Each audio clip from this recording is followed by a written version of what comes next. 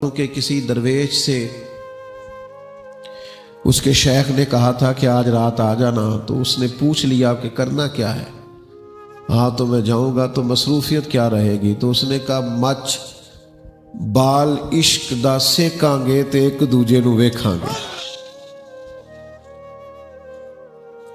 چلو یہ تو کر سکتے ہیں نا، یہ تو ہو سکتا ہے نا کہ مچ بال عشق دا سیکاں گے تے چل ایک دوجے نو ویکھاں گے، یہاں تک تو بات چل سکتی ہے نا، باقی لینا دینا بات کرنا یہ تو بعد کی بات ہے، لیکن اس حد تک تو ہو سکتا ہے نا۔ اور بٹھا کے محبوب کو اپنے پہلو میں، جو لوگ کچھ نہیں کرتے وہ بھی کمال کرتے ہیں۔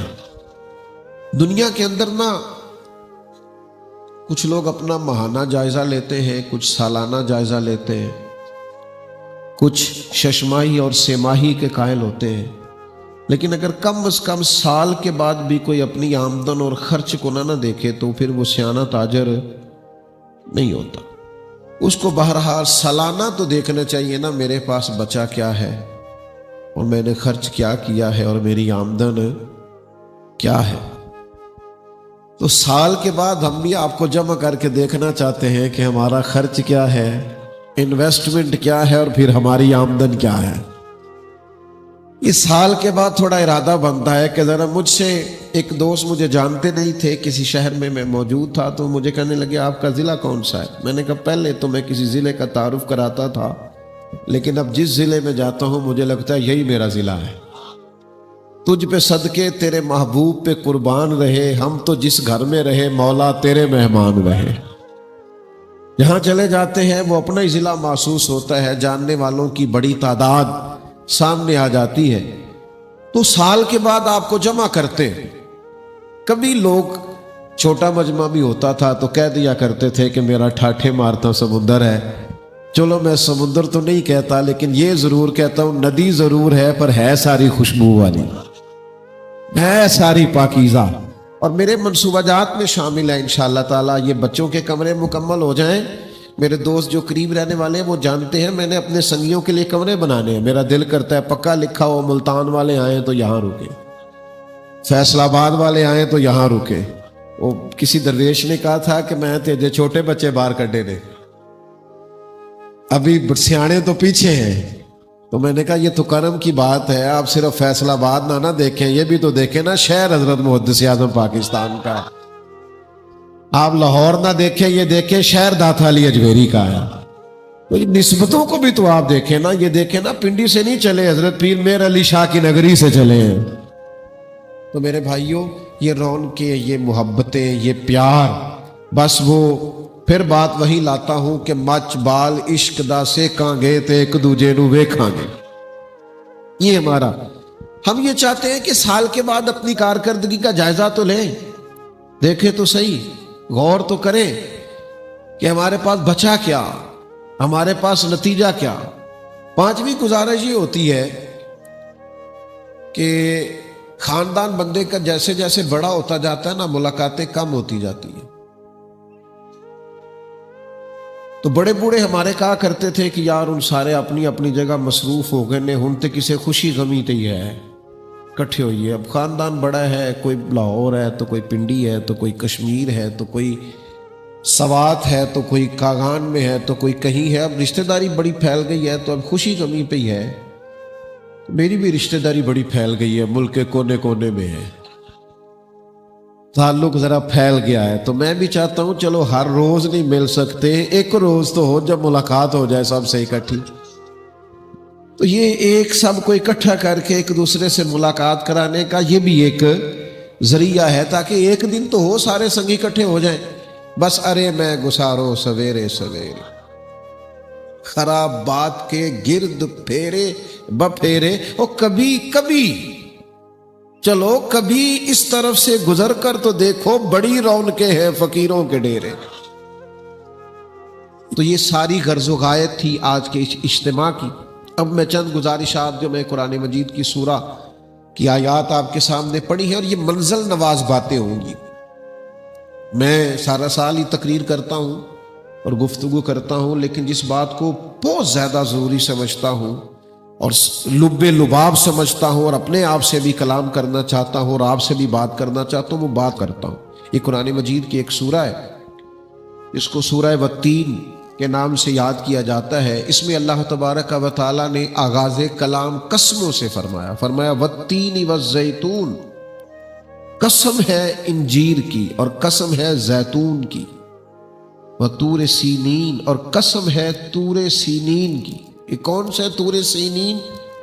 جہاں اللہ کریم حضرت موسیٰ علیہ السلام سے کلام فرمایا کرتے، اس طور سینین کی قسم ہو، وَهَذَا الْبَلَدِ الْأَمِينَ، اور اس امن والے شہر مکہ کی قسم ہو۔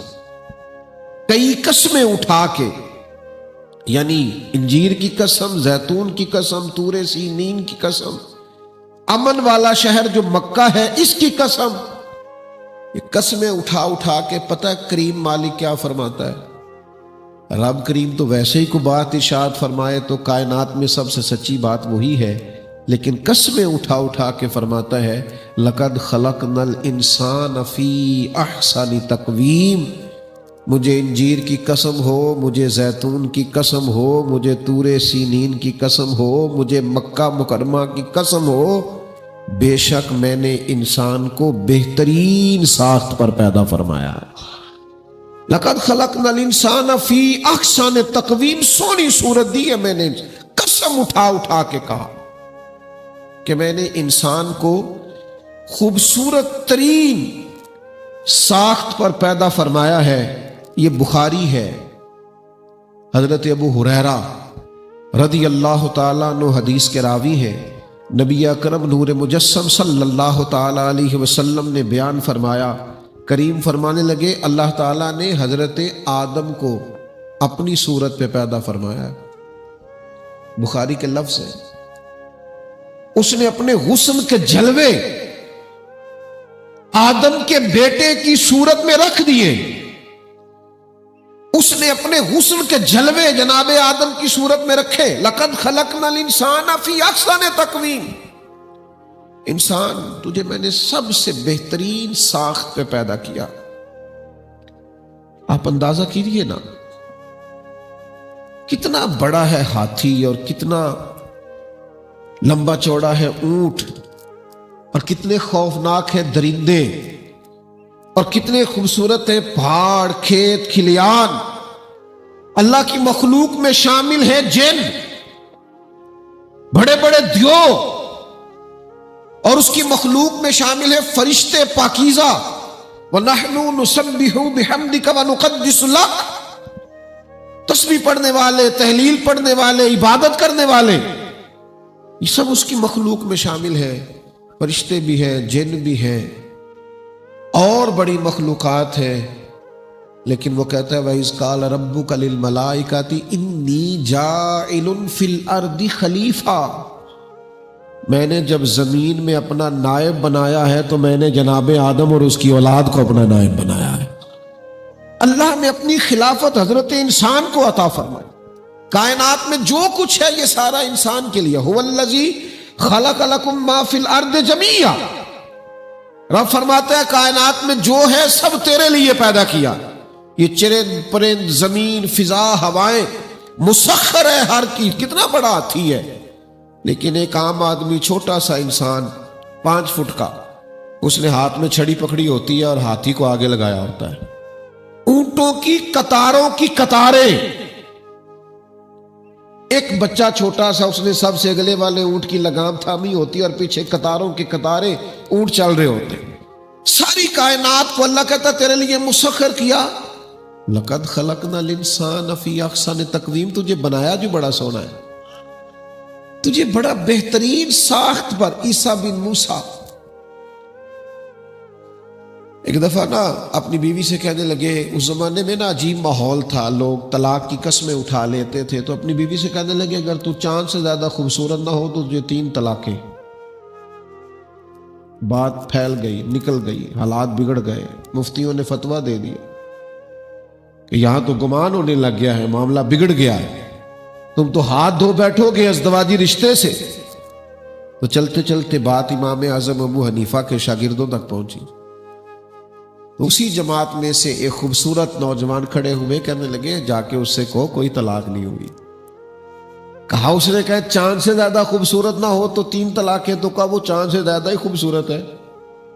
کہا تم نے دیکھی ہے؟ کہا نہیں۔ تو کہا پھر آپ نے کیسے کہہ دیا چاند سے زیادہ خوبصورت ہے؟ فرمایا میں نہیں کہہ رہا، اللہ کو قرآن کہہ رہا ہے، لَقَدْ خَلَقْنَا الْإِنسَانَ فِي أَحْسَنِ تَقْوِيمٍ۔ رب کہتا ہے میں نے انسان کو بہترین ساخت پر پیدا کیا ہے۔ تو جب سب سے سونا اس نے بنایا ہی انسان کو ہے تو پھر چاند سے بھی زیادہ ہی سونا بنایا ہے نا۔ لہٰذا یہاں حکم طلاق کا واقعہ نہیں ہوا۔ انسان کو اللہ تبارک و تعالیٰ نے عزتوں سے نوازا، وَلَقَدْ كَرَّمْنَا بَنِي آدم۔ ہم نے آدم کے بیٹے کو کرامت دی ہے، عزت دی، اس کے سر پر عزت کا تاج رکھا ہے۔ انسان کو اللہ نے بڑی خوبصورتی سے نوازا، لیکن ثم رددناہ اسفل سافلین، اور پھر ہم نے اسے پست ترین حالت کی طرف لوٹا دیا۔ یہ کیوں ہوا؟ ثم رددناہ اسفل سافلین کیوں ہوا؟ اللہ نے اسے بڑا خوبصورت بنایا تھا، لیکن پھر اس نے کام اس طرح کے کیے کہ اس کی حالت جانوروں سے بھی بدتر ہو گئی۔ اور قرآن نے کہا کچھ لوگ جانور ہیں، بل ہم اضل، بلکہ جانوروں سے بھی برے ہیں۔ وہ جب اپنے چھوٹے چھوٹے لالچ کے لیے لاکھوں انسانوں کا حق مار جاتے، وہ جب تھوڑے سے نفع کے لیے قوم کے غدار ہو جاتے، ملک کے غدار ہو جاتے، دین کے ساتھ دھوکہ دہی کرتے، تو پھر اسفل سافلین میں اپنے آپ کو لے جاتے ہیں، پھر وہ پستی کی طرف چلے جاتے ہیں۔ اللہ نے بڑا خوبصورت بنایا، لیکن انسان کیا کرتا ہے؟ اپنے وقار کو نہیں سمجھتا، اپنے احترام کو۔ وہ بڑی پنجابی کی پرانی مثال تھی، اردو اور پنجابی کے لوگ دیا کرتے تھے، کہا کرتے تھے انسان کی عزت اس کے اپنے ہاتھ میں ہوتی ہے۔ وہ اس طرح کے کام کرے کہ اس کا اکرام کیا جائے، اس کا احترام کیا جائے، اس کی عزت کی جائے، وہ اپنے آپ کو اسفل سافلین میں نہ لے جائے، وہ اپنے مقام کو سمجھے، اپنی خوبصورتی کو سمجھے۔ دیکھیے نا، عالم سے یہ کہا گیا کہ تو جاہل کے منہ نہ لگ، وَإِذَا خَاطَبَهُمُ الْجَاهِلُونَ قَالُوا سَلَامًا۔ جب تیری جاہلوں سے گفتگو ہو تو تو انہیں سلام کر، چونکہ وہ تو جاہل ہے۔ تجھے اسفل سافلین میں نہیں جانا، بلکہ تجھے احسن تقویم رہنا ہے، تجھے اپنے وقار کو سمجھنا ہے، تجھے اپنی بات کو سمجھنا ہے۔ بڑے کو بڑا بن کے رہنا پڑے گا، بڑے کو بڑا بن کے دکھانا پڑے گا، بڑوں کو اپنے وقار کا اور اپنے احترام کا خیال رکھنا پڑے گا۔ عالم کو سمجھنا پڑے گا کہ اللہ تبارک و تعالیٰ نے مجھے علم کی دولت دی ہے، لیکن آج ہم یہ سمجھنے کو تیار ہیں، صرف تھوڑی سی شہرت کی خاطر لوگ کیا کچھ نہیں کرتے پھرتے۔ سارے خاندان کو سوشل میڈیا پہ دکھا کے لوگ شہرت دینا چاہتے، لوگ معاذ اللہ تعالیٰ ثم معاذ اللہ، ان کے چہروں پر داڑیاں ہیں، حضور کی سنت کا نور ہے، لیکن وہ میڈیا پر، سوشل میڈیا پر کچھ دیر کے لیے شہرت لینے کے لیے انہیں ناچنا بھی پڑتا ہے تو وہ ناچتے ہیں، وہ ہر وہ کام کرتے ہیں جس سے ان کی شہرت ہو جائے۔ اس کریم نے تجھے احسن تقویم بنایا ہے اور تو اسفل سافلین میں جا رہا ہے۔ لوگ روپیہ پیسہ کمانے کے لیے کس حد تک نہیں گر جاتے۔ یاد رکھیے گا، اپنا وقار بنانا ہے انسان کو، مسلمان کو اپنی عزت کو قائم رکھنا ہے، ہمیں اپنے آپ کو سطح سے نیچے نہیں لے کے جانا، ہمیں ان ساری باتوں کا پاس اور لحاظ کرنا ہے۔ انسان اپنے اوصاف سے پہچانا جاتا ہے، اس کے وصف بتاتے ہیں کہ یہ انسان کس طرح کا ہے، اس کے اخلاقی رویے بتاتے ہیں کہ اس کی تربیت اور اس کی تشکیل کس طرح سے ہوئی۔ یاد رکھنا، درجنوں لوگ آپ کا کمال دیکھ کے آپ سے پوچھ لیتے ہیں آپ کے استاد کون سے، بیسیوں لوگ ہوتے ہیں جو آپ کی زبان سے چھلکتے ہوئے اخلاق کے موتی دیکھ کر پوچھ لیتے ہیں کس مرشد کے آستانے پہ آتے جاتے ہیں۔ درجنوں اور بیسیوں لوگ ہوتے ہیں جو آپ کے قواعد دیکھ کر مجھے بڑی بات یاد ہے، کبھی بھولتی نہیں. لوگوں نے بڑی تعریفیں کی اور مناقب کہے، تو بڑا کچھ لوگوں نے کہا، پیار سے بڑے جملے بولے، بزرگوں نے بڑی شفقت کری، سب اپنی جگہ یاد. لیکن ایک جگہ سے میں تقریر کر کے نکل رہا تھا تو ایک دیہاتی اماں نے مجھے دعا دی تھی، مجھے کبھی بھولی نہیں وہ دعا. میں ان کے قریب سے تیزی سے گزر رہا تھا، ایک سمت سے عورتیں نکل رہی تھی، تو وہ بوڑھی بزرگ خاتون اپنے دیسی لب و لہجے میں ہاتھ میں تسبیح لیے ہوئے نکلی. تو وہ اسے نہیں پتا میں بھی پاس سے گزر رہا ہوں، تو کوئی تبصرہ کر رہا تھا کہ اماں جی تقریر سنیجے. تو اماں کیا کہتی ہے؟ کہتی ہے کسی چنگی ماں دا پتر ہے. آپ کے اخلاق سے، رویوں سے، کردار سے لوگ سمجھ جاتے. تو آپ کو اور مجھے اپنی اس بھرم کو قائم رکھنا ہے، اپنی اس وقار کو قائم رکھنا، اسفل سافلین میں نہیں گرنا.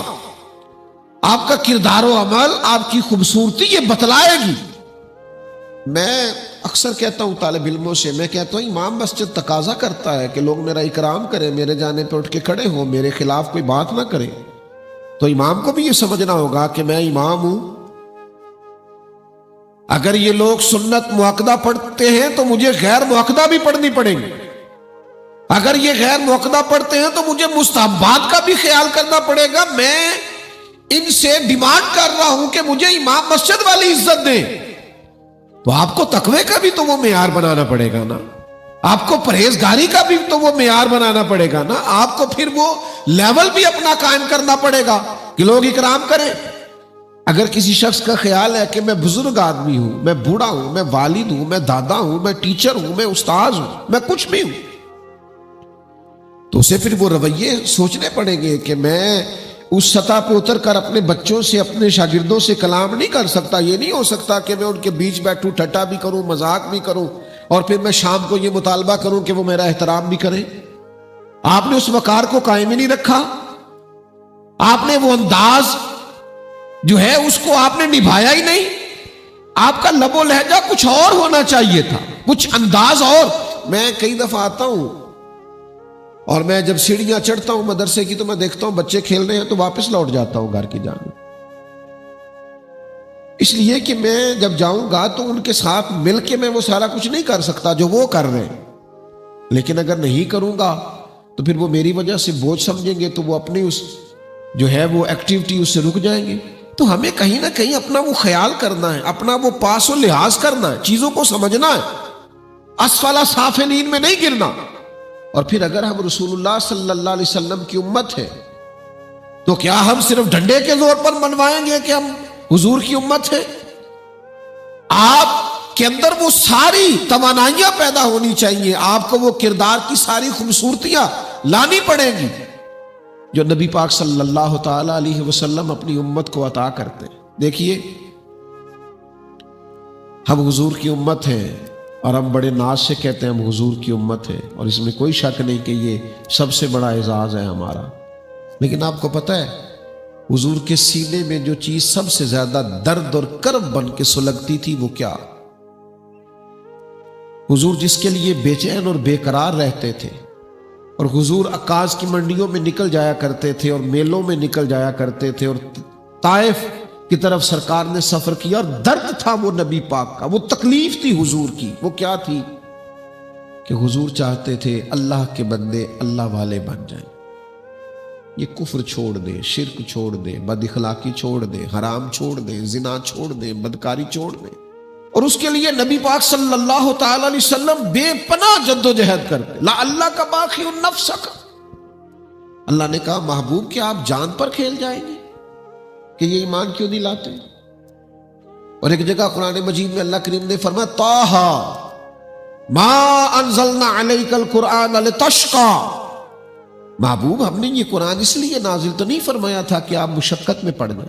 اب تم مشقت کرنے لگے، دن رات نبی پاک نکلتے کہ لوگ اللہ والے ہو جائیں. مجھے بتاؤ نا، آج ہمارے دلوں میں یہ احساس ہے کہ ہم کوشش کریں کہ کوئی دین سے دور بندہ کوئی شریعت سے دور بندہ، کوئی قرآن و سنت سے دور بندہ قرآن و سنت کے قریب ہو جائے، دین کے قریب ہو جائے، کوئی والدین سے خاندان سے ٹوٹا ہوا جڑ جائے، کسی کی اصلاح ہو جائے، اس کاز کے لیے ہم کو جدوجہد کرتے، ہم نے اپنی اس شان کو پہچانا ہے۔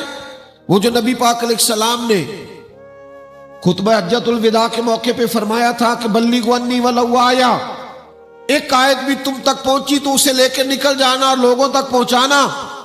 پتہ نہیں تھا تمام صحابہ کو کہ مدینہ شریف میں انتقال کرنے کی بڑی فضیلت ہے، لیکن وہ تو نکل گئے، دور دراز مزارات بنے ان کے، انہوں نے تو دین پھیلایا۔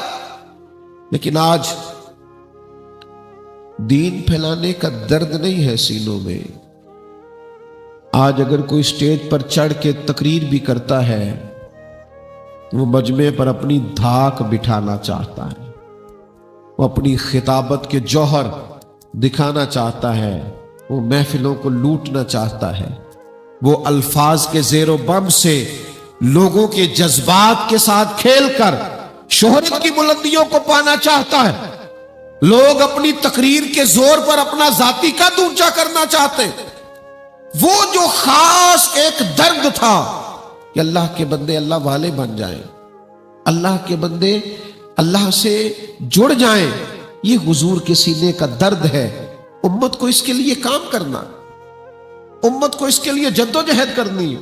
میں کیسے آپ کو بتاؤں کہ مسلمانوں کو بنیادی عقائد تک کا نہیں پتا، بنیادی ضروریات سے آگاہ نہیں ہے اس دور کا مسلمان۔ وہ کلمہ تو پڑھتا ہے، حضور پر فدائی ہے، محبت عشق وارفتگی رکھتا ہے، لیکن اس کا فہم دین ناقص ہے، اس کو دین کے معاملات کی پوری سمجھ اور ادراک نہیں ہے۔ ڈھیروں وقت تک جو لوگ بیٹھے رہتے ہیں موبائل لے کر، 25 منٹ بھی قرآن مجید کو ترجمے کے ساتھ نہیں پڑھ پاتے۔ یہ کس نے شعور بیدار کرنا ہے؟ اس کے لیے کون جدوجہد کرے گا؟ اس کے لیے کون میدان میں نکلے گا؟ کون صبح سے شام تک کوشش کرے گا؟ خدا را، ہم اگر احسن تقویم والے معیار پہ رہنا چاہتے ہیں تو ہمیں سوسائٹی کے اندر وہ ماحول پیدا کرنا ہے جس سے لوگ اصلاح پذیر ہوں، جس سے لوگ دین کی طرف راغب ہوں، جس سے ان کا مزاج بنے۔ حضرت عبداللہ ابن مسعود رضی اللہ تعالیٰ عنہ گزر رہے تھے تو ایک نوجوان بڑے سریلی آواز میں گانا گنگنا رہا تھا۔ ٹھہر گئے صحابی رسول اور ایک ٹھنڈی آہ بھری اور درد سے کہنے لگے کتنی سونی آواز ہے، کاش یہ قرآن پاک کی تلاوت کرتا۔ اس خوبصورت اور مدھ بھری آواز سے یہ اللہ کی کتاب پڑھتا۔ قربان جائیں، کوئی قبولیت کی گھڑیاں تھی۔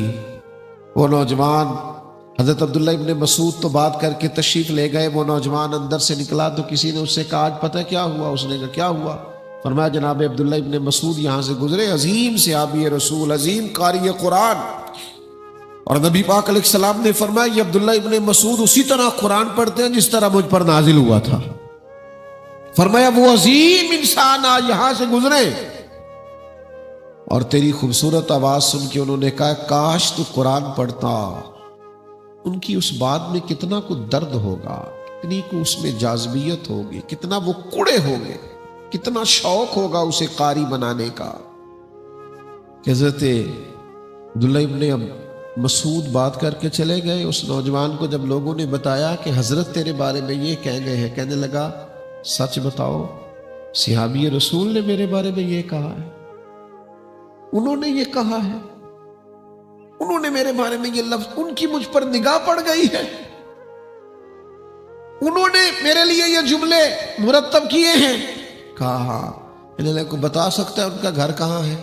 کہا فلاں گلی کے فلاں چوک میں فلاں محلے میں، تو جا وہاں ان کا گھر ہے۔ پہنچ گیا، دروازے پہ دستک دی، سیدنا عبداللہ ابن مسعود باہر آئے، آپ کے قدموں سے لگ گیا، رونے لگا۔ فرمایا بیٹا کون ہو؟ کہنے لگا حضور وہی ہوں جس کی آواز سن کے آپ نے کہا نہیں تھا کاش قرآن پڑھتا، میں آ گیا ہوں، پڑھا دے مجھے قرآن پاک۔ میں قرآن تو میرے بھائی اس کے لیے تو کوئی جدوجہد ہی نہیں کرتا، اس کے لیے تو ہم کاوش ہی نہیں کرتے۔ تو حضور کے سینے کا یہ درد ہے کہ امت اپنا اعزاز سمجھے اللہ تبارک و تعالیٰ نے جس حضرت انسان کو خلیفہ بنایا ہے وہ دوسروں کی تربیت کے لیے کوئی کردار. ہمیں جب لیکچر آیا ہوا ہوتا ہے نا, پھر ہم اپنے بچوں کو لیکچر دینے لگ جاتے ہیں. حالانکہ بچے ہماری تقریروں سے نہیں سیکھتے, وہ ہمارے عمل سے سیکھتے ہیں. جو ہمیں کرتا ہوا دیکھتے ہیں وہ کرنا شروع کر دیتے ہیں. ہمارے لیکچر دینے سے انہیں فرق نہیں پڑتا, ان کو تو ہمارا عمل نظر آ رہا ہوتا ہے. اور دوسری گزارش آپ کی خدمت میں یہ عرض کرنی ہے کہ نبی پاک صلی اللہ تعالی علیہ وسلم نے اس احسن تقویم کو اسفل سافلین میں گرنے سے بچانے کے لیے نا, حضور نے یہ کیا ہے کہ کوئی اس طرح کی اصلاح نہیں کی لوگوں کی کہ جس میں لوگ ظاہری طور پر تو ٹھیک ہو جائیں لیکن ان کا باطن اسی طرح سے میلا کچیلا رہے. آج بھی کچھ لوگ ٹھیک ہیں, نیک ہیں, پرہیزگار ہیں, پر محفلوں کی حد تک. جب تک لوگ انہیں دیکھ رہے ہوتے ہیں اس حد تک وہ نیک ہیں, پرہیزگار ہیں. اور جب لوگوں سے وہ دور ہو جاتے ہیں, تنہائی انہیں ملتی ہے, پھر خطرناک صورتحال ہے. اور میں یہ بھی اچھی طرح جانتا ہوں کہ ایسے لوگ اپنے گناہوں سے تنگ بھی ہیں, تکلیف میں ہیں. وہ چاہتے ہیں کہ ہم صرف ظاہری نیک نہیں بننا چاہتے, ہم دل سے اللہ کے حضور حاضر ہونا چاہتے ہیں. نبی پاک علیہ السلام نے یہ کیا ہے کہ حضور نے نا لوگوں کے دلوں میں خشیت پیدا کی. ایسا نہیں ہے کہ کیمرے کی آنکھ آپ کو دیکھ رہی ہے لہذا آپ محتاط رہیں, ایسا نہیں. بلکہ سرکار نے یہ کیا ہے کہ آپ کا رب آپ کو دیکھ رہا ہے اور اسے نہ اونگ آتی ہے نہ نیند آتی ہے, مالک دیکھ رہا ہے. خشیت دل میں بیٹھ گئی. ان کا تزکیہ الفاظ کی حد تک نہیں تھا, بلکہ ان لوگوں کا خیال یہ تھا کہ ہم سرخرو ہو کر اپنے رب کے حضور حاضر ہونا چاہتے. وہ چاہتے تھے کہ ہم پاک صاف ہو کر اللہ کی بارگاہ میں جائیں. جب ہم قریب رب کے حضور حاضر ہوں تو ہمارے ذمہ گناہ نہ ہو. اور یہ بات نبی پاک علیہ السلام نے ان کے باطن میں پیوست کر دی تھی. پھر انہیں مار مار کے منوانا نہیں پڑتا تھا کہ تم نے جرم کیا ہے. یہاں تو لوگ قانون سے بھاگتے ہیں نا, مجرم قانون سے بھاگتے ہیں. اور سرکار نے انسان کو اس کی انسانیت اس طرح یاد کرا دی, اس کا ضمیر اس طرح زندہ کر دیا کہ ایک شخصیت حضور کی بارگاہ میں کھڑی ہے اور عرض کرتے حضور مجھے پاک کر دے. کسی نے دیکھ نہیں لیا, کوئی مار مار کے منا کے نہیں لائے, معاذ اللہ کوئی گرفتار کر کے نہیں لایا. یہ آپ کو بخاری مسلم میں ملے گا. وہ خود حاضر ہوئے, مجھے پاک کر دے. حضور نے فرمایا جاؤ, کیا بات کر رہے ہو. پھر آئے, حضور پاک کر دے. پھر آئے, حضور مجھے پاک کر دے. فرمایا کیا ہوا. حضور غلطی کر بیٹھا ہوں, مجھ سے ناپاکی سرزد ہو گئی. نبی پاک علیہ الصلوۃ والسلام نے فرمایا پتہ کرو دیوانہ تو نہیں ہے, مجنون تو نہیں. عرض کی حضور نہیں, قوا ٹھیک ہے. فرمایا اس کا کوئی منہ سونگ ہے, کوئی نشاور چیز تو نہیں کھا بیٹھا. یا رسول اللہ نہیں, بالکل ٹھیک. پھر روئے, کریم مہربانی کرے, مجھ سے غلطی ہو گئی, مجھے پاک کر دے. اللہ کے حبیب علیہ السلام نے سزا کا اعلان کیا. لوگوں نے پتھر مارے, پھر ان کا انتقال ہوا. لوگ پریشان تھے. کوئی کہہ رہا تھا کہ یہ ہلاک ہو گیا, اتنا بڑا جرم کیا اور پھر اس پر حد جاری کی گئی, اسے سزا ملی. اور کچھ کہہ رہے تھے نہیں نہیں بخشش ہو گئی. اب لوگ دیکھ رہے تھے کہ محبوب ان کے بارے میں کچھ کہیں. اللہ کے رسول نے پتہ کیا فرمایا. حضور فرمانے لگے اس نے تو اتنی خوبصورت اور عظیم توبہ کی ہے کہ اگر اس کی توبہ ساری امت میں بانٹ دوں تو اللہ سب کی بخشش فرما دے گا. اس لیے کہ انہیں اپنے گناہ کا احساس ہوا, انہیں اپنی غلطی ان کے ضمیر نے انہیں جھنجھوڑ کر بتائی ہے, ان کے اندر ندامت پیدا ہوئی ہے. یہ بندوں کے سامنے اپنا معاملہ صاف نہیں کرنا چاہ رہے تھے, وہ اپنے رب سے اپنا تعلق ٹھیک رکھنا چاہ رہے تھے. وہ صرف اپنا منہ دھو کے اپنے چہرے سے مٹی نہیں اتارنا چاہ رہے تھے, وہ چاہ رہے تھے دل مزکی ہو، باطن صاف ہو، میرا تزکیہ اس طرح کا ہو کہ میرا رب مجھ سے راضی ہو۔ احساس پیدا ہو جاتا تھا کہ اللہ ناراض ہو گیا، مالک ناراض ہو گیا تو کیا بنے گا؟ یہ چیز حضور نے پیدا کر دی۔ آج ظاہری طور پر تقوی کے دعوے، پرہیزگاری کے دعوے، آپ مجھ سے ناراض نہ ہونا، لیکن بڑے بڑے حج، بڑے بڑے عمرے، بڑی بڑی پرہیزگاری کی باتیں اور بڑی ہماری تسبیحات، لیکن میں کیا کروں؟ کس طرح آپ کی خدمت میں یہ بات عرض کروں کہ بڑے بڑے دین کے دعوے کرنے والے اخلاقی کمزوریوں کا شکار، زبان سے انگارے برسانے والے لوگ، اور بڑے بڑے دعوے محبت کے کرنے والے، اور بڑے بڑے کثرت سے حج و عمرے کرنے والے تکبر میں مبتلا، الا ماشاءاللہ، دوسروں کو حقیر جاننا، کمتر سمجھنا، یہ آپ کے حج نے آپ کو سکھایا، یہ آپ کے عمرے نے آپ کو سکھایا۔ اور پھر انداز یہ ہے کہ حقوق العباد ضائع کرنا اور معافی مانگنا تو اس طرح مانگنا کہ اگر کوئی غلطی ہو گئی ہو تو معاف کر دینا۔ پتہ نہیں ہے ہم سے غلطیاں کہاں ہوئی ہیں، ہم سے زیادہ کون آگاہ ہے کہ ہم نے کہاں کہاں خطا کی ہے، ہم سے زیادہ کون آگاہ ہے کہ کہاں کہاں بھول گئے، کہاں ماں باپ کی نافرمانی ہوئی، کہاں بہن بھائیوں کی حقوق ضائع ہوئے، کہاں بیوی بچوں کا پورے طرح خیال نہ رکھ پائے، کہاں پڑوسیوں کے ساتھ ہمیں پتہ ہوتا ہے، جان بوجھ کر جھوٹ بولتے ہیں اپنے آپ سے، اپنی ذات سے دھوکہ کرتے ہیں، سب خبر ہوتی ہے کہ میں نے اپنی ڈیوٹی کہاں صحیح طور پر سر انجام نہیں دی، میرے جو ذمہ داری تھی میں نے پوری ادا نہیں کی۔ مجھے یاد ہے اس ٹیچر کا خود لکھا ہوا مضمون، ایک ٹیچر کہتے ہیں میں نے اپنے شاگرد سے شکوہ کیا، میں نے کہا تو میرا احترام نہیں کرتا، تجھے شرم آنی چاہیے۔ لیکن اس نے کہا استاد صاحب میں ان لفظوں سے تو آپ سے گفتگو نہیں کر سکتا جو آپ نے میرے بارے میں ادا کیے ہیں، پر سچ بتائیے گا آپ کلاس میں پابندی سے پڑھاتے رہے ہیں؟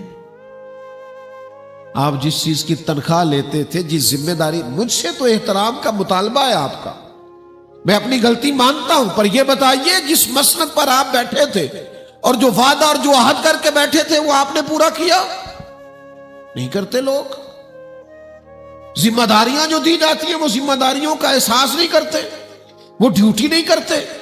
نتیجہ یہ ہے کہ اپنے لیے لوگ حقوق مانگتے ہیں، تو یاد رکھیے گا نبی پاک علیہ السلام نے وہ تزکیہ کیا ہے لوگوں کا کہ ضمیر بیدار کیے، باطن میں روشنی پیدا کی، کہ تو صرف تھوڑی دیر لوگوں کے سامنے نیک ہونے کی اداکاری نہ کرے، بلکہ تیرا باطن اب سے رب سے جڑا ہوا ہو، تیرے اندر سے آواز اٹھے۔ قبیلہ غامدیہ کی ایک خاتون حضور کے بارگاہ میں حاضر ہوئی اور انہوں نے عرض کی یا رسول اللہ مجھے پاک کر دے۔ نبی پاک علیہ السلام نے موڑ دیا واپس، عرض کی حضور مجھ سے بڑی غلطی ہوئی ہے، میرے پیٹ میں ناجائز بچہ ہے، مجھے پاک کر دے۔ حضور نے 2 سپاہی نہیں ساتھ بھیجے کہ اس کی نگرانی کرنا کہیں بھاگ نہ جائے، اسے پتا تھا مجھے سنسار کیا جائے گا، مجھ پر حد جاری ہوگی، مجھے مار ڈالا جائے گا اس جرم کی پاداش میں، لیکن 2 سپاہی نہیں حضور نے ساتھ بھیجے، فرمایا جا اگر تیرے پیٹ میں بچہ ہے تو بچہ پیدا ہونے پہ آنا۔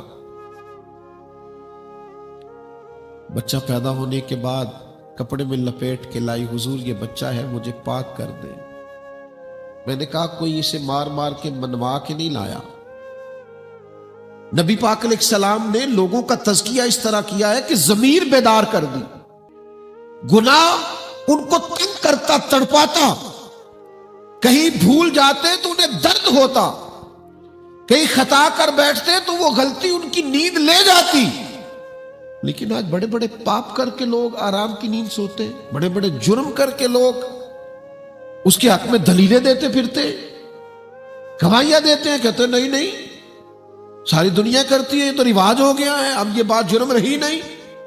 اس خاتون نے کہا حضور بچہ پیدا ہو گیا، کریم فرمانے لگے اسے واپس لے جا، دودھ پلا، جب روٹی کھانے لگے پھر آنا۔ وہ پھر آئی کچھ عرصے کے بعد اور بچے کے ہاتھ میں روٹی کا ٹکڑا تھا اور گویا روئی پڑی، حضور مہربانی کر دے مجھے پاک کر دے۔ کہ بچہ روٹی کھانے لگا ہے، اللہ کے حبیب نے وہ بچہ ایک صحابی کے سپرد کیا پرورش کے لیے، اور پھر فرمایا کریم محبوب علیہ الصلوۃ والسلام نے کہ اسے لے جاؤ اور اس کو سزا دو۔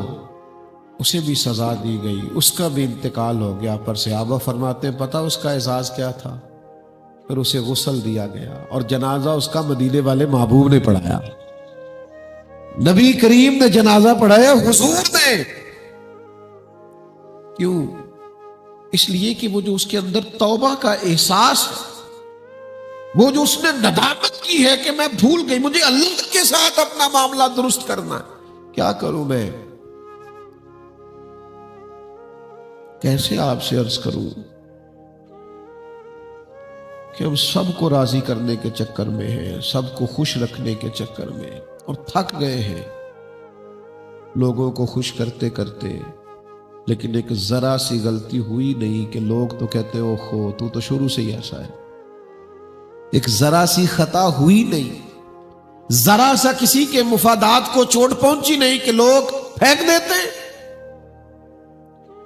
ہم اپنے اللہ کے ساتھ اپنا معاملہ درست نہیں کرتے، عمر بیت گئی لوگوں کو راضی رکھنے کی کوشش میں، لیکن ہم نے کبھی نہیں سوچا کہ کچھ ایسا کام ہو کہ رب رسول بھی ہم سے راضی ہو جائے، کچھ ہم سے ایسا ہو جائے کہ اللہ رسول، جنگ ہو رہی تھی قادسیہ کے علاقے میں، تو صحابہ فرماتے ایک قیمتی چیز ڈھونڈ رہے تھے، اس جنگ میں مال غنیمت میں سے مل نہیں رہی تھی، تو رات کو سپہ سالار کے خیمے میں ایک نقاب پوش غریب آدمی نقاب کیا ہوا ہے، وہ اپنی چادر کی اوٹ میں چھپائے وہ قیمتی چیز لے کے آیا، اور وہ دے کے کہنے لگا یہ مجھے ملی تھی رکھ لے۔ تو لوگوں نے پوچھا کہ تیرے حالات کیا ہے؟ کہنے لگا میں چند دن کا کھانا دے آیا تھا، اس سے زیادہ میرے گھر میں راشن نہیں ہے۔ تو انہوں نے کہا پھر تو نے اتنی بڑی نیکی کی اتنی قیمتی چیز تیرے ہتھے چڑھی اور تو نے واپس کر دی؟ وہ کہنے لگا بس ٹھیک۔ تو کہا یار تو اتنا امانت دار آدمی ہے، اتنا بڑا تو دیانت دار ہے، تو نام ہی بتا دے۔ کہنے لگا تمہیں خوش کرنے کو دیانت داری نہیں دکھائی، اللہ رسول کے لیے کام کیا ہے، اور جس رب رسول کے لیے کیا ہے وہ میرا قبیلہ بھی جانتے ہیں، میرا باپ بھی جانتے ہیں، اور میرا نام بھی جانتے ہیں۔ اس کے پیچھے مقصد اللہ کو راضی کرنا، اللہ کو راضی کرنا۔ اپنا معاملہ اپنے رب کے ساتھ ٹھیک کرو گے تو احسن تقویم رہو گے، ورنہ اسفل سافلین ہو جاؤ گے۔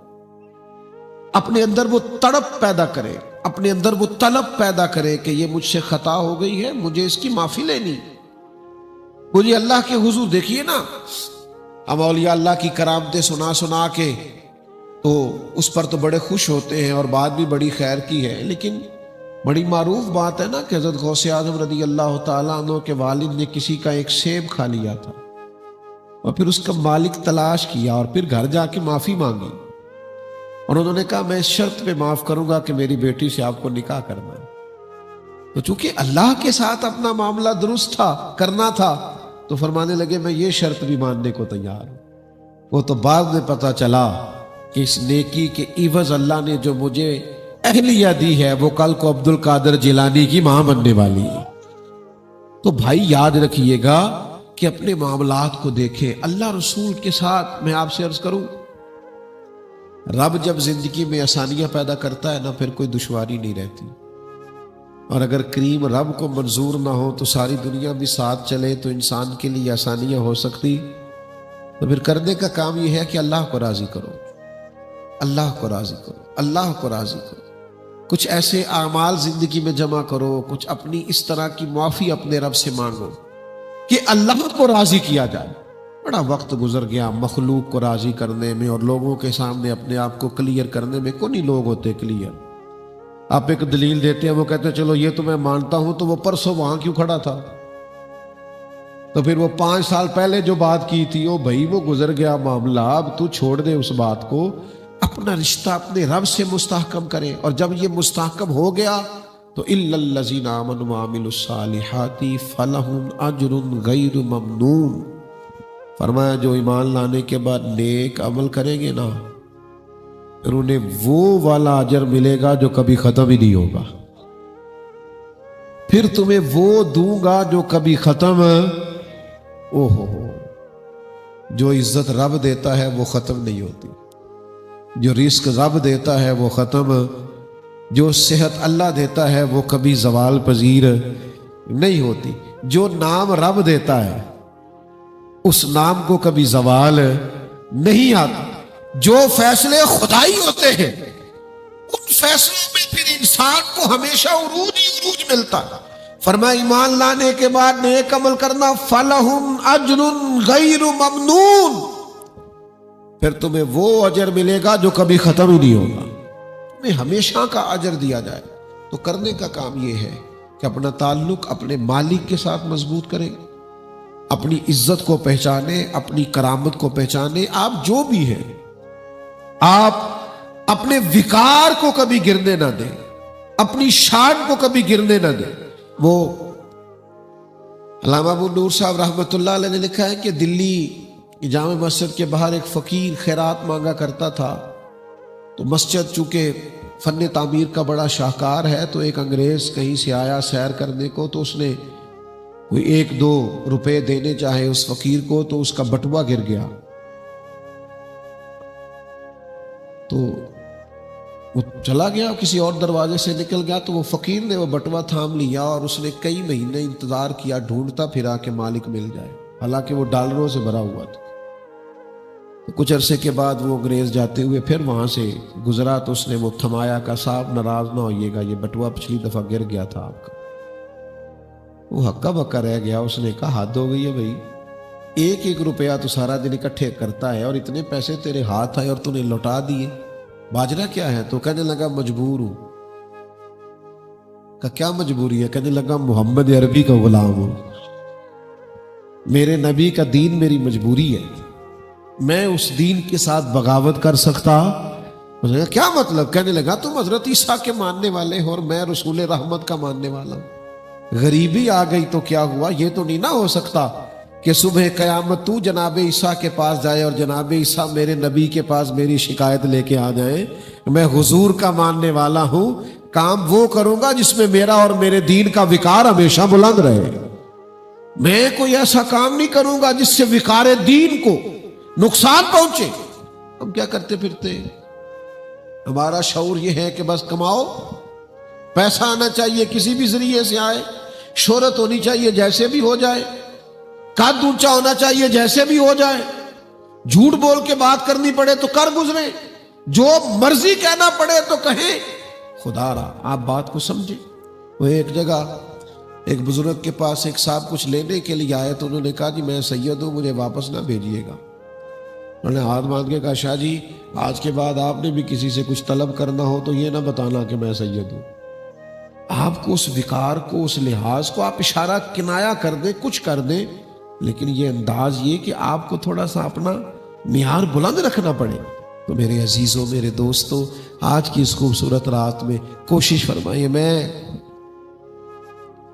خدمت میں عرض کروں، میں نے لوگوں کو ناراض ہوتے دیکھا ہے، لوگوں کا سوچ کا اپنا اپنا زاویہ ہے۔ بہت سارے لوگ ایسے ہوتے ہیں جو آپ کا عذر بھی قبول کرنے کو تیار نہیں ہوتے، آپ کی دلیل بھی ماننے کو تیار، جب وہ پیچھے ہٹنے کا یا ناراض ہونے کا ارادہ کر لیتے ہیں تو پھر وہ کسی چیز کو بھی قبول کرنے کو تیار۔ اور پھر میں نے لوگوں کو مناتے بھی دیکھا ہے، 20 لوگوں کو لے کے لوگوں کے دروازوں پہ جاتے ہیں اور وہ کہتا ہے جی ٹھیک ہے آپ آ گئے، مجھے قدر ہے، میں معاف کر دیتا ہوں، لیکن اگر آپ مجھ سے یہ توقع کریں کہ میں اسی طرح کے تعلقات اس کے ساتھ رکھوں جیسے پہلے تھے تو یہ نہیں ہو سکتا۔ میں نے لوگوں کے لیے روتے دیکھا ہے، لوگوں کو لوگوں سے سفارشیں کراتے دیکھا ہے، لیکن جو بگڑ گئے وہ دوبارہ کبھی آ کے راضی نہیں ہوئے۔ لیکن ایک رب ہے، میرے کریم محبوب فرماتے ان العبد اذا اعترف، جب بندہ اعتراف گناہ کر کے اللہ کی بارگاہ میں حاضر ہوتا ہے، ثم تابا، اور پھر وہ توبہ کرتا ہے، تاب اللہ علیہ، اللہ فوراً ہی اس کی توبہ کو قبول فرما لیتا ہے۔ اللہ اپنے بندے سے جلدی راضی ہو جاتا ہے۔ صرف حضور نے فرمایا ندامت ہی توبہ ہے، تم نادم ہو جانا اس کے حضور، وہ تمہاری توبہ کو قبول کر لے گا۔ میرے بھائیوں، اپنا معاملہ اپنے رب رسول کے ساتھ بہتر کریں، اپنے باطن پر نگاہ کریں۔ ہم نہ لوگوں کے سامنے کمزور پڑ گئے ہیں، لوگوں نے سمجھ لیا ہے کہ شاید لوگوں کے بغیر ہمارا گزارا نہیں ہوتا۔ جس کو اندازہ ہو جاتا ہے فلاں کو میری ضرورت ہے، وہ پھر اس کے لیے بڑی بڑی تکلیفوں کا بعضوں کا سبب بنتا ہے۔ اپنے آپ کو رب رسول کی بارگاہ کا محتاج بناؤ، اپنا تعلق اللہ رسول سے مضبوط کرو۔ یہ جتنی خانقاہیں ہوتی ہیں، آستانے ہوتے ہیں، یہ بندوں کو اللہ سے جوڑتے ہیں۔ اگر کسی نے اپنے آپ سے کسی کو جوڑا تو اس نے بڑا ظلم کیا۔ شیخ بیعت تو اپنی کرتا ہے اور وہ توبہ کرا کے اسے بھیجتا اللہ رسول کی بارگاہ میں۔ میرے عزیزوں، اپنے معاملات کو درست کریں۔ چند ایک باتیں جو میں بڑی ضروری سمجھتا ہوں وہ میں نے آپ کی خدمت میں عرض کرنی ہے۔ حالات بڑے فتنوں کا شکار ہو رہے ہیں، بھانت بھانت کی بولیاں، بھانت بھانت کی باتیں آج ماحول میں پیدا ہو رہی ہیں۔ سب سے بڑا مسئلہ ہے عقائد کا۔ کہیں قادیانیت کا فتنہ ہے، کہیں انکار حدیث کا فتنہ ہے، کہیں نبی پاک علیہ السلام کی عظمتوں کے بارے میں لوگ کمزور باتیں کر رہے ہیں، کہیں اولیاء اور صوفیاء کی باقاعدہ بغض اور دشمنی پر اترے ہوئے ہیں، اور بعض لوگ ایسے ہیں جو صحابہ کا نام لیتے ہیں اور اہل بیت کے بارے میں ان کے جملوں میں ضعف اور کمزوری پائی جاتی ہے، اور کچھ اہل بیت کا نام لے کے معاذ اللہ ضروری جانتے صحابہ کے بارے میں کمزور بات کرنا۔ داتا علی حجویری رحمت اللہ علیہ کو 1000 سال ہونے کو ہے۔ ان کی کشف المحجوب سے لے کر آج سے 100 سوا 100 سال پہلے اعلیٰ حضرت بریلوی کے فتاوی رضویہ تک ہر بزرگ کی کتاب کھولو گے تو عقیدہ وہی ملے گا جو اہل سنت و جماعت کا عقیدہ ہے۔ مجھے انشراح صدر حاصل ہے، انشراح صدر۔ میں نے کبھی وجد میں وہ جملہ کہا تھا، ناز سے کہہ دیا تھا بس میں نے، اور کہہ کر میں آج تک قائم ہوں کہ اللہ میری نسل میں صرف وہ بچہ پیدا کرنا جو یا رسول اللہ کہنے والا ہے۔ عقائد میں کبھی کمزوری نہ دکھائیں۔ حضرت صدیق اکبر سے لے کر سیدنا امیر معاویہ تک ہر صحابی کے بارے میں اپنے دل کو مضبوط رکھیں، اور ان بحثوں میں بالکل نہیں پڑنا۔ جو ادھر لے جانے لگے اسے چور سمجھنا، چور اسے کہنا تو چوری کرنا چاہتا ہے پر ہم تجھے چوری کرنے نہیں دیں گے۔ اور یہ بھی یاد رکھنا، ہم تو اپنے استادوں کے بچوں کے آنے پر بھی اٹھ کے کھڑے ہو جاتے ہیں۔ میرے مرشد کے بچے، ان کے پوتے مجھے ایک جگہ نظر آ گئے تو میں اللہ کی قسم اٹھا کے کہتا ہوں، میرا دل کرتا تھا یہ پگڑی کھول کے ان کے پیروں میں بچھا دوں۔ یہ میرے مرشد کی اولاد ہے۔ جب میں اپنے استاد اور پیر کے بچوں کے سامنے اپنے سر کی عزت بچھانے کو تیار ہوں تو بتاؤ پھر محمد عربی کی اولاد کا کتنا احترام کرنا پڑے گا۔ پھر رسول اللہ کی اولاد کا ہے، تیری نسل پاک میں ہے بچہ بچہ نور کا، تو ہے عین نور، تیرا سب گھرانہ نور کا۔ خبردار، جس نے کہا سید ہے اور صحیح العقیدہ سید ہے، بس اس کے سامنے نظر جھکا دینا، اس لیے کہ اصلاں نال جے نیکی کریے اور نسلاں تاک نہیں بھول دے۔ حضرت عمر نے امام حسن سے کہا تھا میرے سر پر جو عزت کے بال ہیں یہ میرے ذاتی نہیں ہیں، یہ آپ کے نانا کے اگائے ہوئے ہیں۔ لہذا اولاد رسول کا احترام کبھی کم نہ کرنا، اور خبردار اس بحث میں کبھی نہ الجھنا۔ ہمارا کام احترام کرنا ہے، ہمارا کام ادب کرنا ہے، ہمارا کام ہے۔ ایک نقیب اسٹیج پہ شعر پڑھ رہا تھا تو بار بار فاطمہ فاطمہ، چلے خطابت میں کبھی ہم سے بھی ایسے جملے بات کرتے ہو جاتے ہیں۔ تو میں نے ان سے بعد میں کہا، میں نے کہا کہ وہ جو آپ کی تکرار تھی نا، اس میں کچھ جگہ مجھے لفظوں کی مضبوطی نظر نہیں آئی۔ اے پائے نظر ہوش میں آ، یہ کوہ نبی ہے، آنکھوں سے بھی چلنا یہاں بے ادبی ہے، تھوڑا خیال، تھوڑا احترام۔ تو عقائد کے معاملے میں کبھی کمزور، اور دوسری میرے اپنے ہر سنگی کو میرے نصیحت ہے، میری اس خانقاہ سے وابستہ ہر شخص کے لیے اور اپنے آپ سے محبت کرنے والے ہر شخص کے لیے یہ نصیحت بھی ہے، وصیت بھی ہے، اسے یاد رکھنا۔ عقائد اہل سنت پر مضبوطی سے قائم رہنا ہے اور دینی معاملات میں بحث کو بالکل چھوڑ دیں۔ ہم نے بحث نہیں کرنی، ہم نے رسول کائنات کی غلامی کرنی ہے۔ ہر معاملے میں بحث، ہر معاملے میں بحث، میلاد آیا تو بحث، معراج آیا تو بحث، لنگر آیا تو بحث۔ چھوڑ دو بحثیں کرنا، کب تک بحث کریں گے؟ ہم نے بحث نہیں کرنی۔ کوئی بشر آکھے، کوئی نور آکھے، پہندہ ہر پاسے ہوئی شور ڈٹھا، اور اللہ گالیا گل مکا دیتی تسا ہور ڈٹھا تے ایسا ہور ڈٹھا۔ ہمارے نظریات اس معاملے میں دھلے ہوئے، لہذا بحث کرنی۔ میں نا بس میں سفر کر رہا تھا تو 2-4 سیٹیں چھوڑ کے سامنے ایک صاحب نہ دوسرے کو بتا رہے تھے کہ یا رسول اللہ نہیں کہنا چاہیے، تو بیچ میں سواریاں بھی کھڑی تھی۔ میرے اندر کا مناظر بھی بڑا پریشان تھا کہ گنجائش بنے نا، تو میں اٹھ کے جاؤں، لیکن رش ہوتا ہے نا بسوں میں کئی دفعہ، تو آپ جا نہیں سکتے۔ تو وہ بندہ جو تھا نا، وہ دیسی بندے جس طرح کے ہوتے ہیں، وہ بار بار اسے کہہ رہا تھا مولوی صاحب میں تو ایڈا پڑھیا ہی نہیں، میں تو ایڈا، مینوں نہیں پتا جی، میں نہیں ایڈا پڑھیا۔ وہ بار بار اسے دلیلیں دیتا جا رہا تھا۔ اب میں بڑا پریشان تھا کہ یہ سواریاں بیچ میں سے اتریں، تو میں جا کے نا تھوڑا سا پنجابی چاکی دے سنگ پھساواں، پھنس جاتے تھے نا سنگ بعض اوقات۔ تو وہ حسن اتفاق ایسا کہ سٹاپ آ گیا اس بندے کا جس کو وہ قائل کر رہا تھا نا، اس کا سٹاپ آ گیا، اسے نیچے اترنا تھا۔ تو وہ نیچے اتر رہا تھا تو اس نے وہ اپنا پردہ رومال اٹھا کے کندھے پہ رکھا، کہتے مولوی صاحب کتنا ٹائم لایا جی مینوں سمجھانتے؟ انہیں کہ جدوں دے بیٹھے سمجھا رہا، کہندا یا رسول اللہ تیرے چاہن والیاں دی خیر ہوگی۔ آپ یقین کریں، اور میں نے اپنے آپ سے کہا، میں نے کہا تیرے سارے مناظرے ختم، تیری ساری دلیلیں ختم، تو اسے کیا سمجھا سکتا تھا جو جاتی دفعہ بھی یا رسول اللہ کی دہائی دے گیا ہے نا، اس کا گھر چاہے کچا ہو پر عقیدہ بڑا پکا ہے۔ تو کبھی بھی عقیدے کچے رکھنے، تو میرے عزیز فضول بحثیں بالکل نہیں کرنی۔ کسی شخص سے کسی قسم کی کوئی بحث نہیں کریں، اپنے عقائد پر مضبوط رہیں۔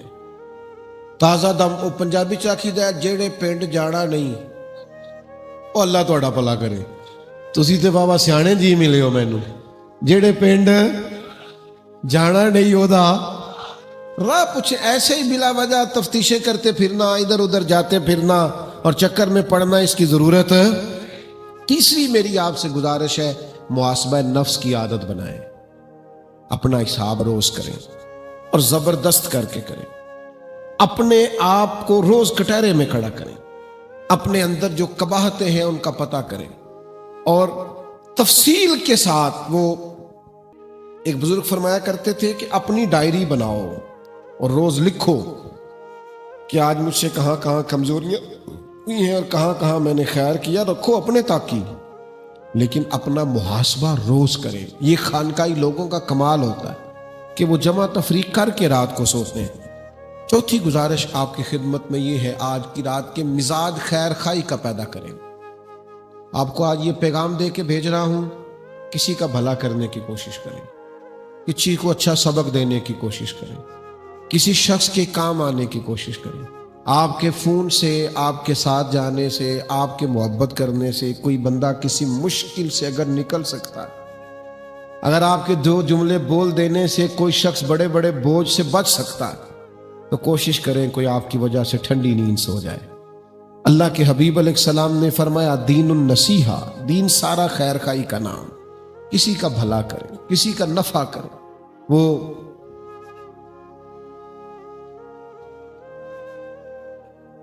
500 یا 700 یا جتنے بھی بچے مختلف اوقات میں ادارے میں موجود رہے، ان میں سے کچھ ایسے بھی تھے جو بکھرے خیالات کے مالک تھے،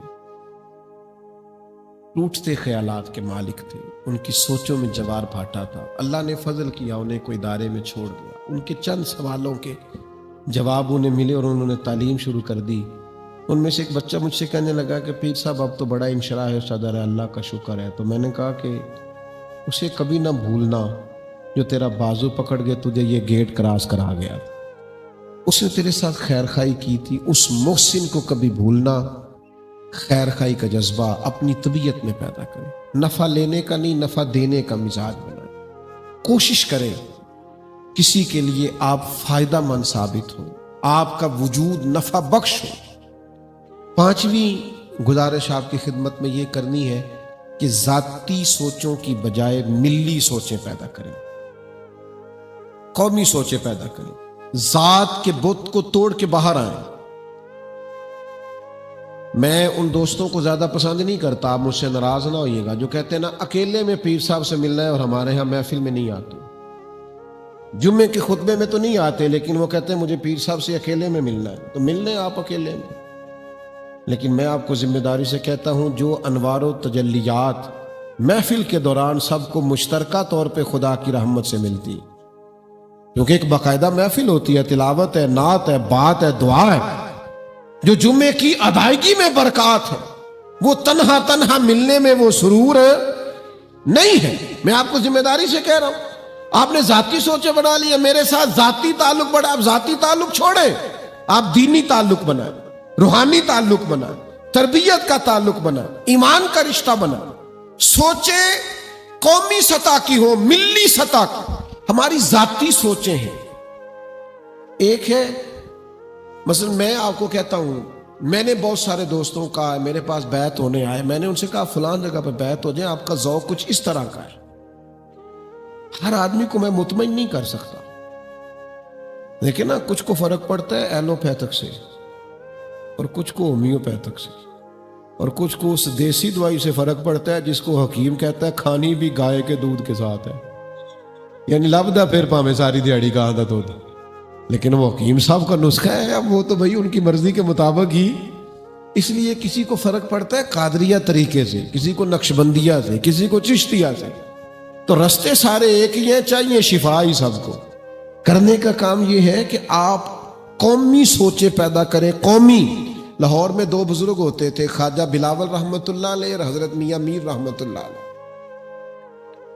تو بادشاہ وقت نے نا کچھ نذرانہ دیا حضرت میاں میر کو، وہ آپ نے قبول کر لیا۔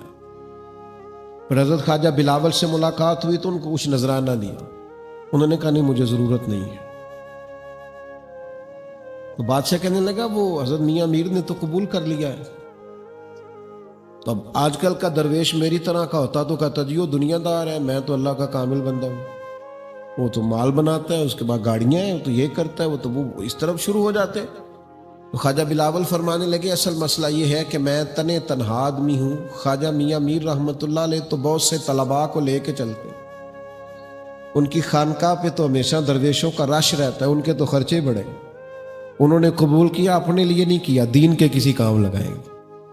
تو وہ کہتا ہے کچھ عرصے کے بعد میری دوبارہ حضرت میاں میر سے ملاقات ہوئی، میں نے کہا حضور آپ نے نذرانہ قبول کر لیا تھا، خواجہ بلاول نے قبول نہیں کیا۔ تو کہتے ہیں وہ مجھے کہنے لگے میرا ابھی تھوڑا بہت کہیں دنیا داری سے پیار ہے، اس کے دل کو اللہ نے بالکل اپنی طرف مائل کر لیا۔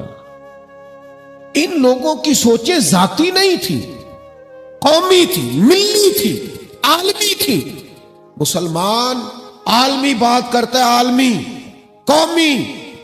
نبی پاک علیہ السلام نے یہ نہیں فرمایا تھا کہ ہم مکے کو صرف مضبوط کریں گے، صرف مدینے کو مضبوط کریں گے۔ حضور نے فرمایا میں ایسا انقلاب لے کے آؤں گا کہ ایک خاتون مقام حرا سے پیدل چلے گی اور آ کے مکے کا طواف کرے گی، اسے سوائے اللہ کے کسی کا ڈر نہیں ہوگا۔ ملی سوچیں پیدا کرنی ہے ہم نے ذاتی سوچیں پیدا نہیں کرنی، قومی کام کریں، ملی کام کریں۔ مجھے اچھی طرح پتہ ہے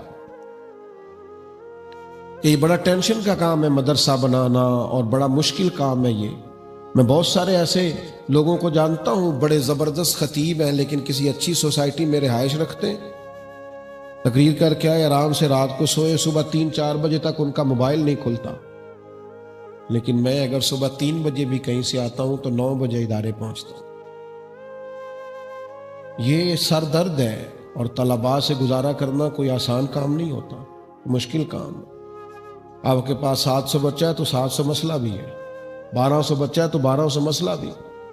تو اگر ہم نے ملی کام کرنے ہیں تو پھر ہمیں رجال کار تیار۔ تو آپ سے میری اپیل ہے چھوٹی بات کبھی نہیں کرنی۔ اقبال کہتے ہیں بازو تیرا توحید کی قوت سے قوی ہے، اسلام تیرا دیس ہے، تو مصطفی ہے، تو نے بڑی بات کرنی ہے، تو نے دائروں میں بند نہیں ہونا۔ چھٹی گزارش میری آج کی اس محفل میں آپ سے یہ ہے، اللہ کی ذات پر کامل ترین بھروسہ کریں۔